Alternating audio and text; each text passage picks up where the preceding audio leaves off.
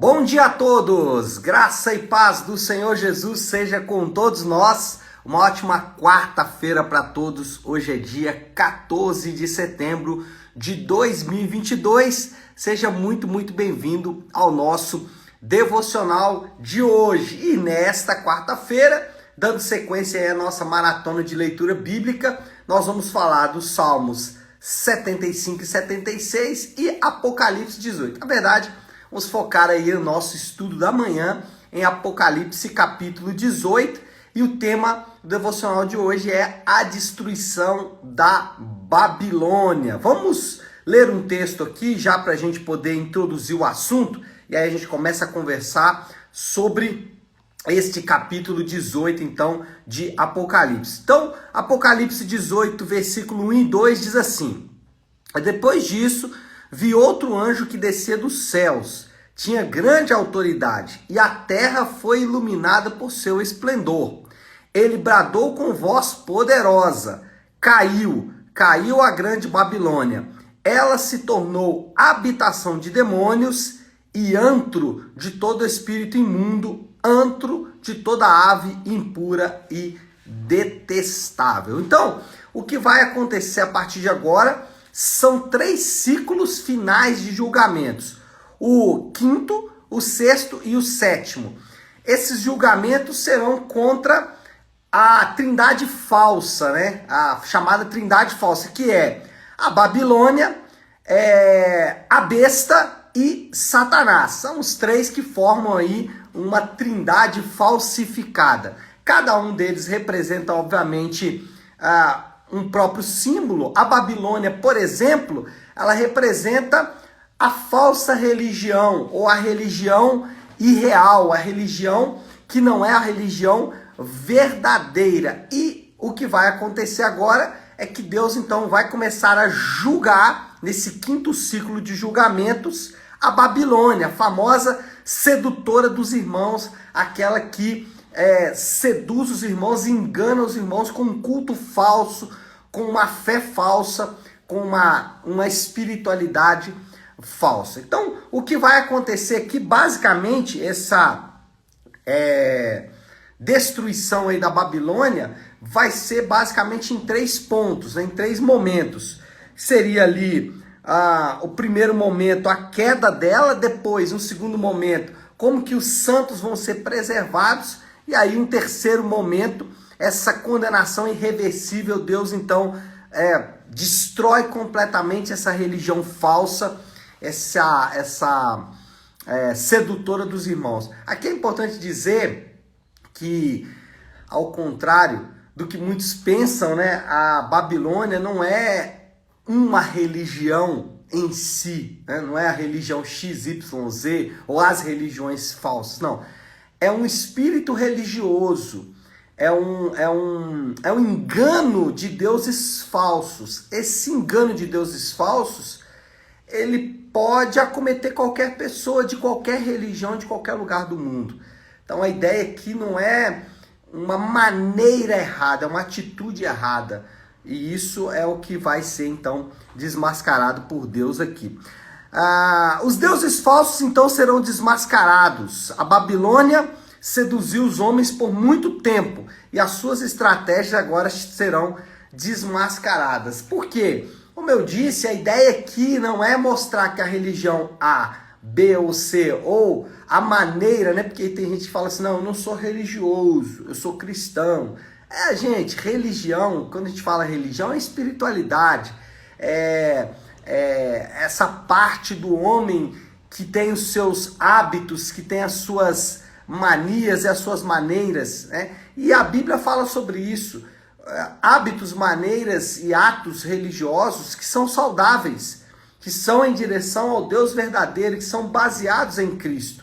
Então, dizer assim: eu sou de Cristo, não tira de você o fato de que você é um religioso. Eu sou um religioso. Agora, o que acontece é que a Bíblia mostra que essa religião, que essa adoração, ela pode ser falsa, ela pode ser irreal, ela pode não ser verdadeira. E a Bíblia chama isso de idolatrias, que são colocar a sua esperança em coisas falsas. Como que você identifica, então, uma idolatria? Como você pode saber que você está adorando um Deus falso? Tudo aquilo que tem o potencial de destruir a sua vida, isso é uma idolatria. Então, se você pensar assim, nossa, se eu perdesse a minha saúde hoje, minha vida acabaria. Se eu perdesse o meu casamento, se a minha esposa, o meu marido morresse, ou se o meu casamento, se eu descobrisse, por exemplo, que o meu cônjuge está me traindo, a minha vida acabaria. Isso é uma idolatria.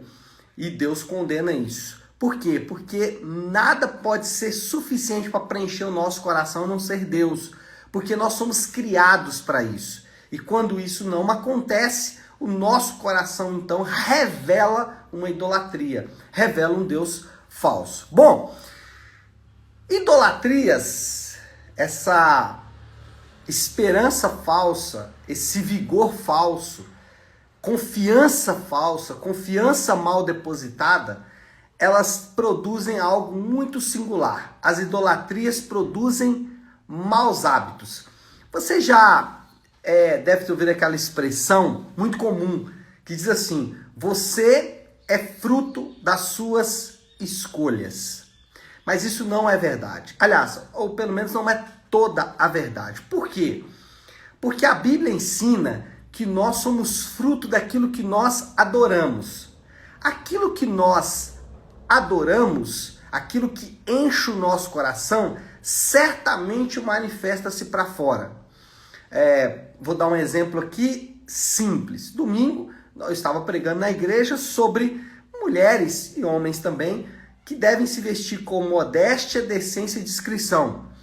E a advertência do apóstolo não é contra o ato de vestir-se, mas é contra a atitude de coração, dizendo o seguinte, que eu posso me vestir muito bem, mas a atitude do meu coração, por exemplo, ser promíscua, lascivo, né? Um coração prostituído, um coração idólatra. Então, não adianta mudar a aparência externa sem mudar o coração. Por isso que nós somos frutos daquilo que adoramos. E o que adoramos sempre vai se manifestar. Então nós não somos fruto das nossas escolhas, nós somos frutos daquilo que adoramos. Porque quando a gente pensa em escolhas, a gente acha que as nossas escolhas são autônomas. Não. Nós escolhemos a partir das nossas idolatrias. Nós escolhemos a partir dos deuses que adoramos. Então eu vou dar um exemplo. Se você adora o Deus dinheiro, você vai começar a fazer escolhas que demonstram essa idolatria. Você vai começar a fazer escolhas que mostram que para você o dinheiro está sobre todas as coisas. Você vai começar a fazer escolhas que podem comprometer outras áreas da sua vida, o casamento, a própria fé e tudo mais, por causa do dinheiro. Eu estou dando um exemplo do dinheiro, mas isso se encaixaria em todas as outras idolatrias. O ponto aqui é entender que a Babilônia, ela é sutil quando ela engana o nosso coração. E ela produz essas idolatrias. Segundo ponto aqui é que os santos que estiverem no meio dela serão preservados. A Babilônia será desmascarada, os deuses falsos, por fim, serão então revelados e os homens perceberão a bobagem das suas idolatrias. Mas o texto diz que os santos de Deus que estão no meio dela serão de alguma forma preservados. Olha isso aqui, o versículo 4 então do capítulo 18. Diz assim: saiam dela, vocês, povo meu, para que vocês não participem dos seus pecados e para que as pragas que vão cair sobre ela não os atinjam. Então, o que está sendo mostrado aqui é que durante o julgamento da Babilônia, essa grande meretriz, dessa enganadora, sedutora dos irmãos, os santos serão preservados, os crentes serão retirados do meio dela. Não se sabe aqui, existem algumas especulações, né, de que é nesse exato momento aqui que os crentes serão arrebatados já depois de todo o período da tribulação. Outros vão dizer que os crentes são arrebatados lá atrás e que esses aqui são os salvos durante o período da tribulação.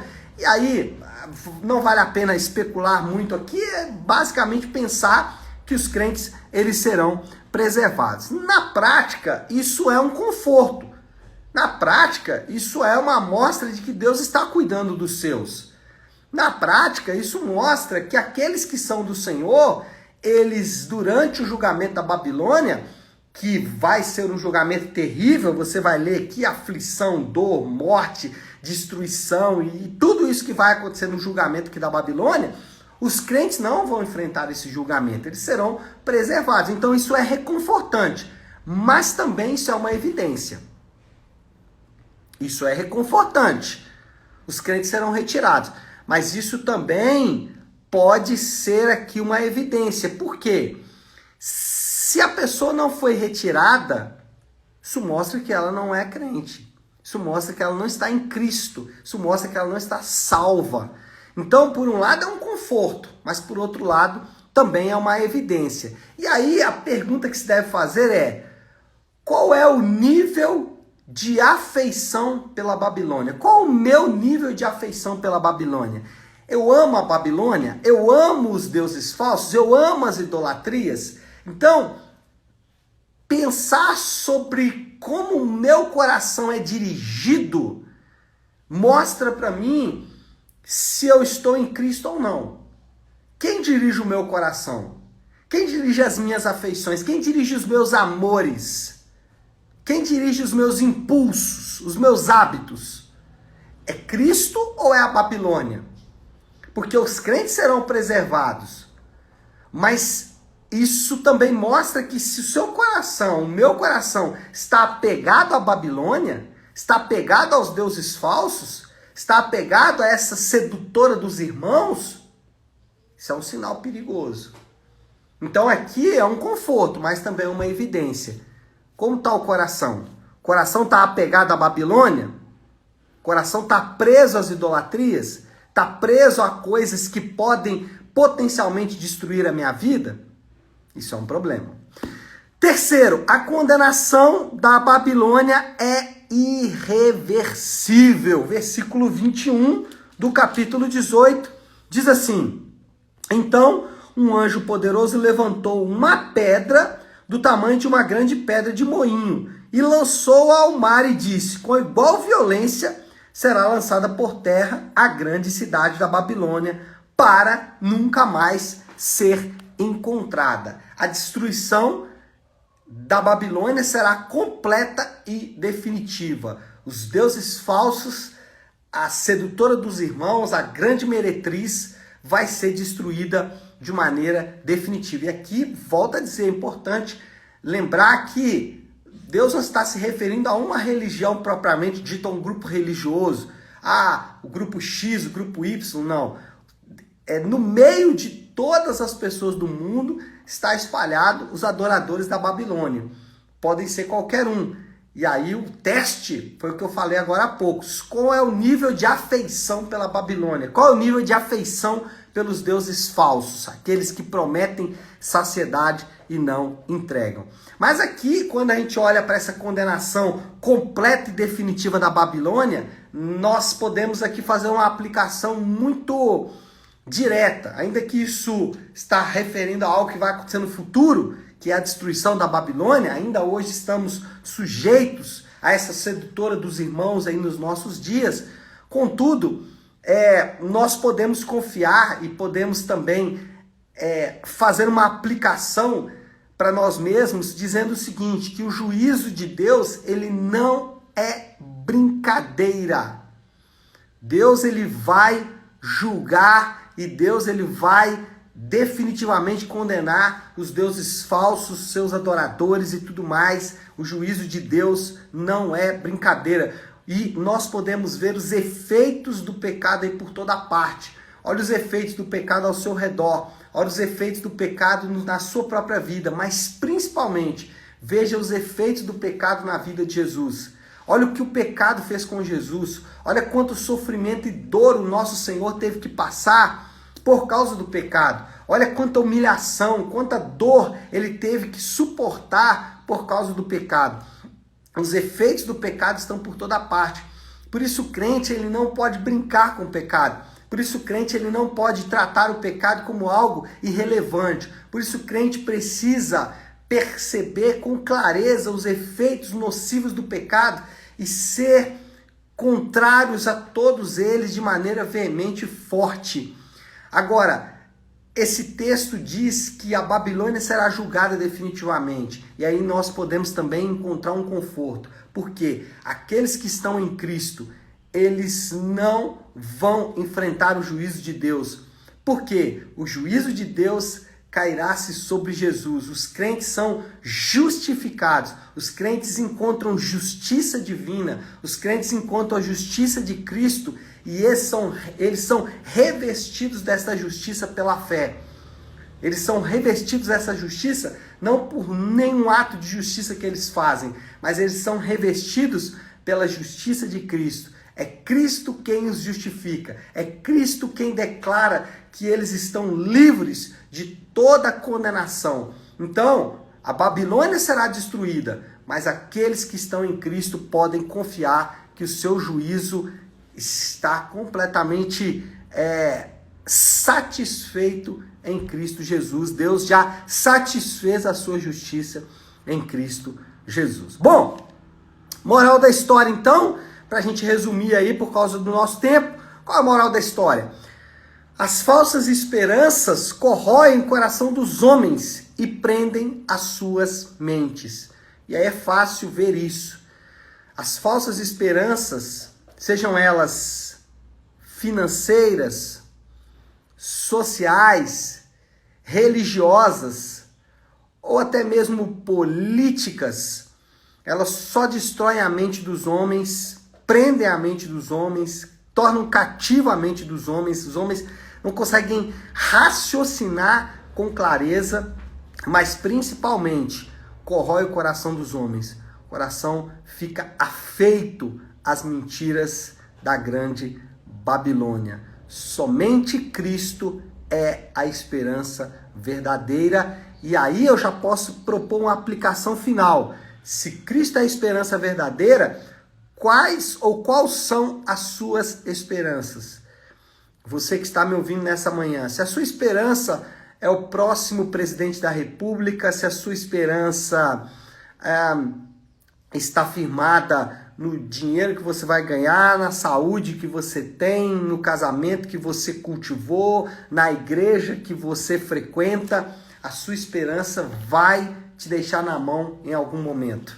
São os deuses falsos. Agora, nossa esperança, a esperança dos crentes está em Cristo e em sua obra consumada na cruz do Calvário. A esperança dos crentes está nas promessas objetivas, promessas que estão descritas na Bíblia. Não promessas que ele cria na cabeça dele, mas promessas que estão ali na Bíblia. Promessa de um mundo restaurado, promessa de um governo de Deus, promessa de um reino sobre essa terra.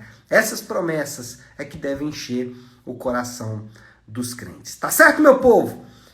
Vamos lá, vamos orar por tudo isso? Se você puder, então, pare aí um instante o que está fazendo e vamos juntos buscar a Deus em oração.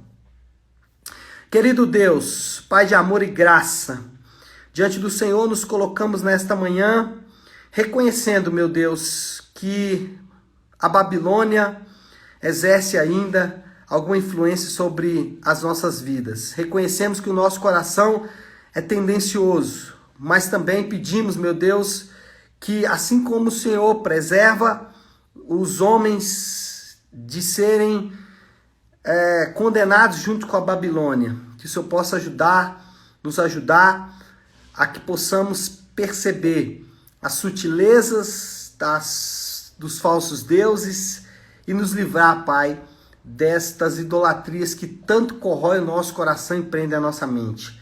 Nós oramos para que a nossa esperança seja firmada no Senhor e na força do seu poder, e não em coisas criadas pela mão humana. Nós oramos assim e o fazemos em nome do teu santo Filho Jesus. Amém. Amém, meu povo? Bom, então é isso. Nós vamos ficando por aqui. Deixando só um recado importante para vocês. Hoje, a partir das 20 horas, nós temos sala de oração na nossa Igreja Nave. É a nossa reunião de oração. Então eu te espero junto com a pastora Flávia às 20 horas na nossa Igreja Nave, tá bom? Deus abençoe. Ótima quarta-feira para todos. Fiquem com Deus.